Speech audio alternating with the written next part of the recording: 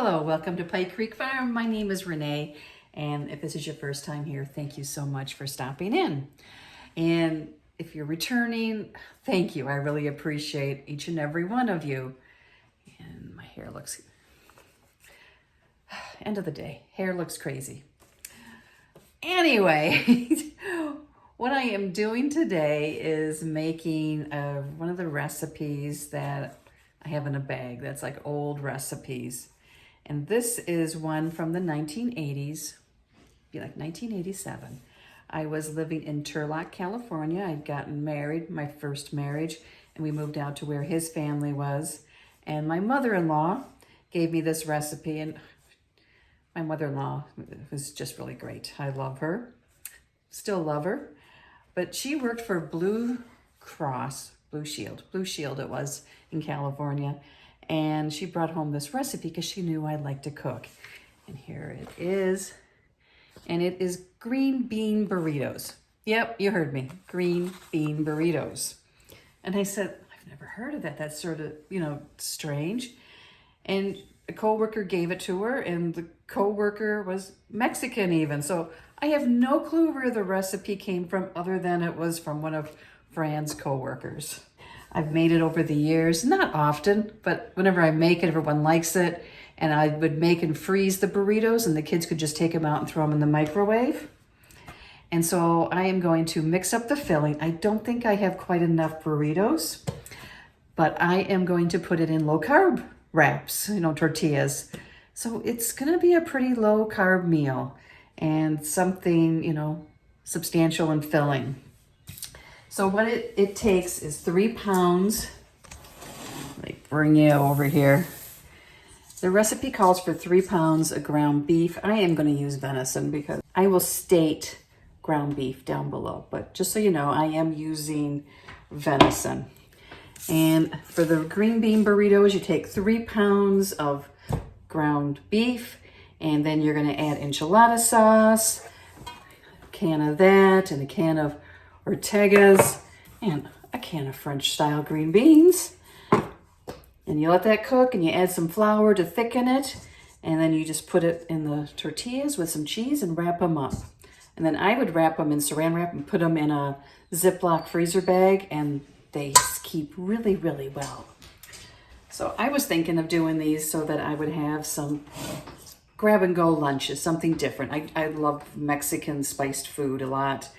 And this recipe doesn't have any seasoning, but which seems odd to me, I'm going to add some garlic, salt, and pepper to the ground beef as I'm cooking it, because I like to season each layer. So let's get going with this. Okay, clean hands. I'm going to add some garlic powder, sprinkle of salt, and pepper.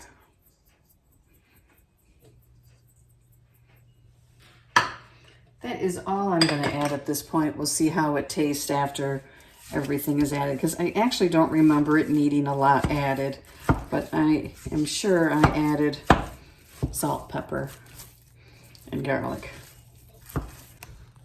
It's going to take a while to get this all browned, so I will bring you back when we're to that stage.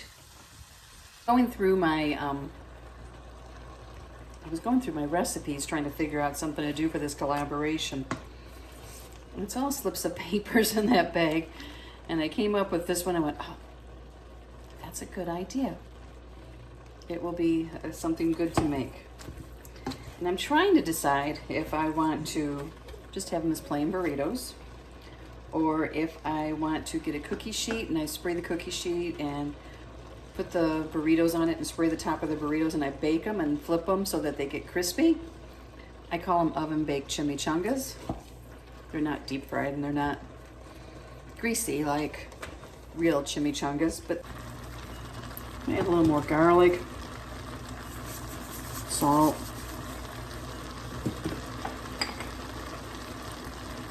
and pepper.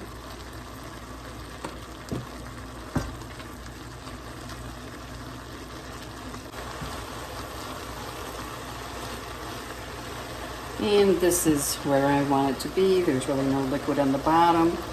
So I'm going to turn it down a little.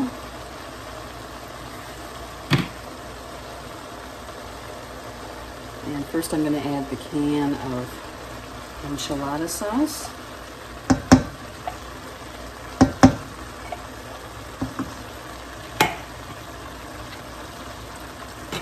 Can of chilies, green chilies.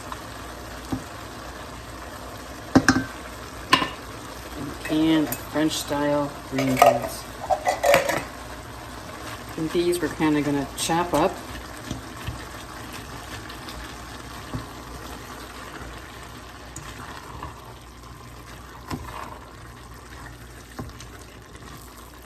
I'll turn this down on low and let it simmer for about an hour.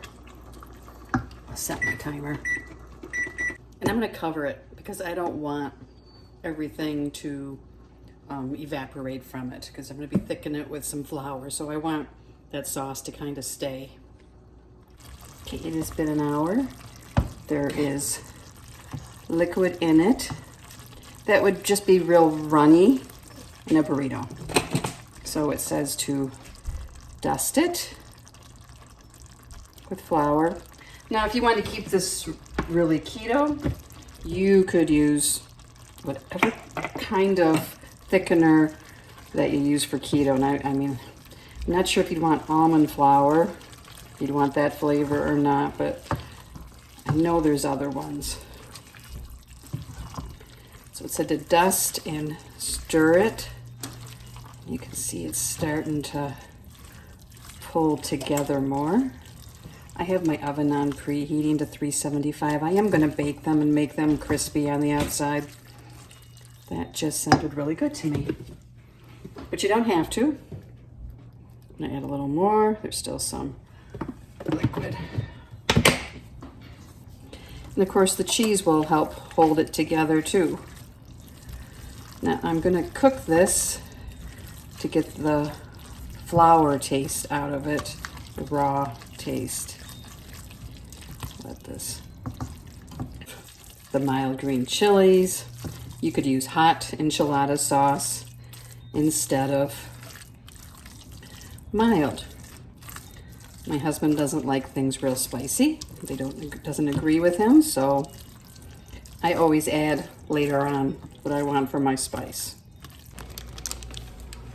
First, I am going to spray the parchment paper.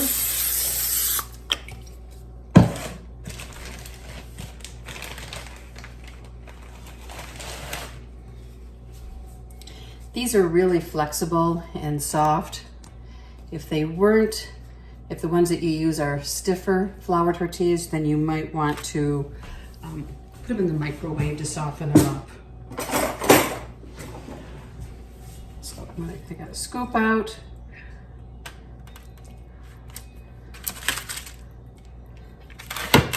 Actually, this one I will do there. The rest I won't make on here. That wasn't a brilliant idea. So you want to leave some on the end so you can fold that up. I am very good at overstuffing burritos and enchiladas. So you might want to use less than what I am. It is my specialty. There's the cheese.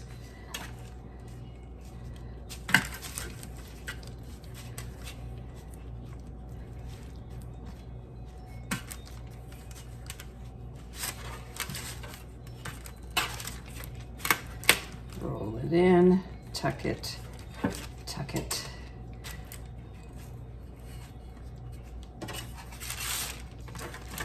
I am messing up the parchment paper really well.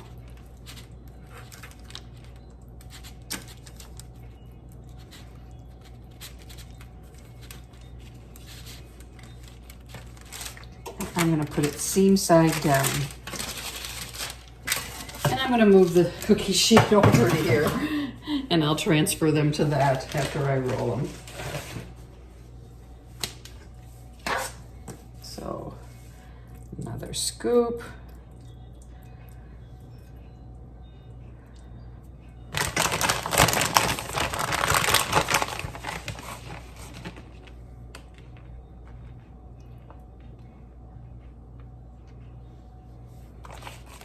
Cheese, fold the ends, and as the oven is preheated, tuck in, roll,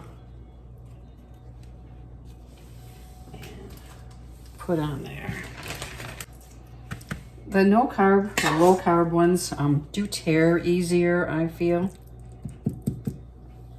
So you gotta be kind of gentle.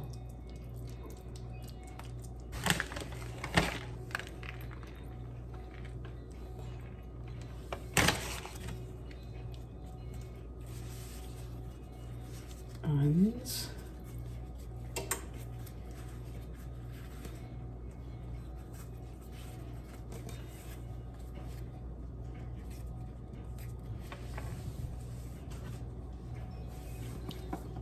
Last one, and I'm going to have extra meat. I'm going to package this up and freeze it and label it.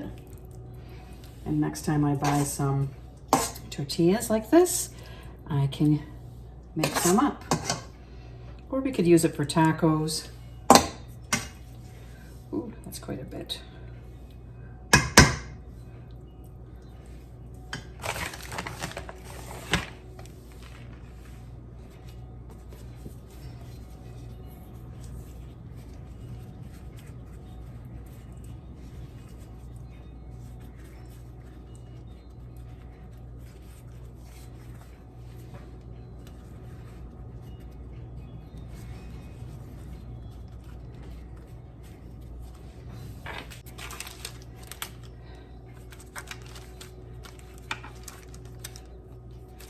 Tuck in the first ones. I didn't keep the ends tucked in good as I was rolling.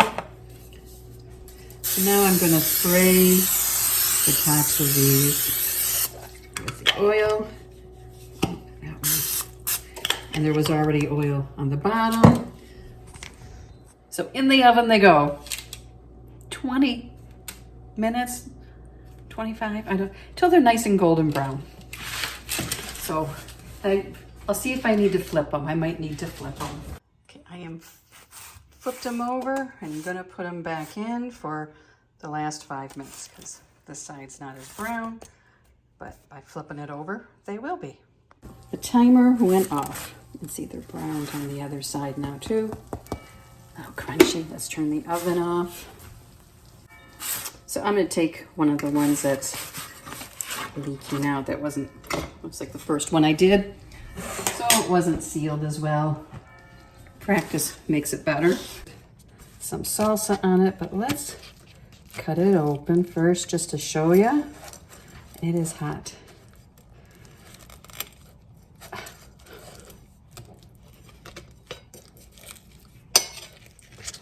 There we go.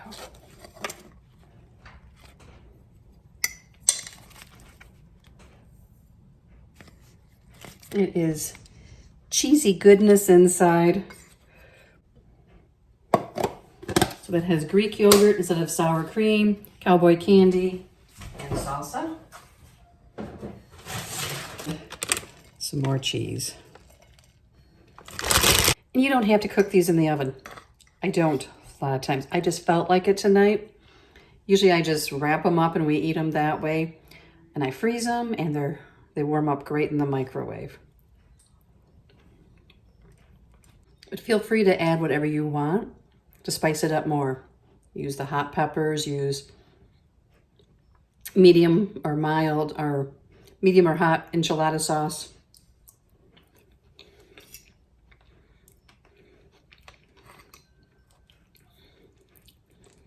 You do you, you know? These are good. Nessa has a playlist on her channel, so check out all the videos and there'll be more coming throughout the month.